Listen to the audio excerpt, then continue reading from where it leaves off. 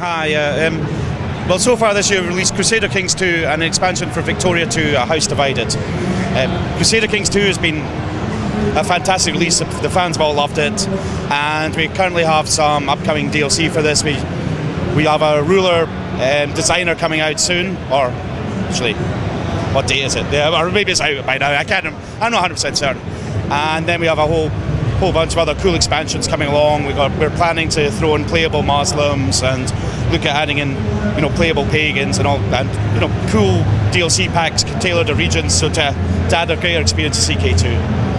And we also, the House Divided has come out fairly soon as well, just before CK2 actually, and that was an expansion for Victoria 2, which added in the American Civil War, deeper political systems, foreign investment to go around the world, and also a new track for uncivilized countries to reach civilization. Great. So are you also involved with War of the Roses that they're showing here?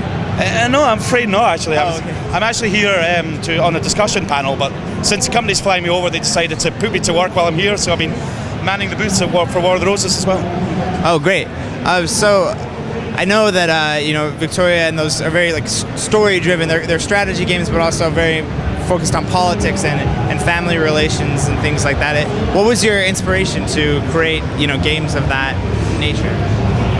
I think the main thing is it's the kind of games that we in the development studio actually like to play, because we start with the kind of philosophy that if we don't like the game, who will? Right. So we make games we like to play, and we just hope there's enough people out there that feel the same way when we release them.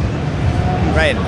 Are there any other? I know you've done the Victorian time period and also the early English time period with the different Scottish nobles and things like that. Are there other time periods you're hoping to explore with this type of game in the future, or? Well, we have our other big franchise is Europa Universalis, which covers the whole Renaissance period, and that Europa Universalis 3 has already had 4 expansions, and it's definitely a game we love a lot.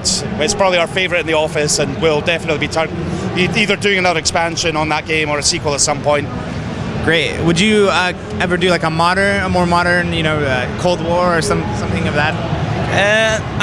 At the moment, no. I mean, our current final time period is World War II. I think the problem with, for example, the modern period is that the history isn't written yet. So it's very hard to know exactly what's happened and what's going on when you come to develop a game like we do. We draw our inspiration from history, so we're always what actually did happen and then try and work it into a game. So in the modern period it becomes a bit more problematic when the records are still sealed and you just don't know.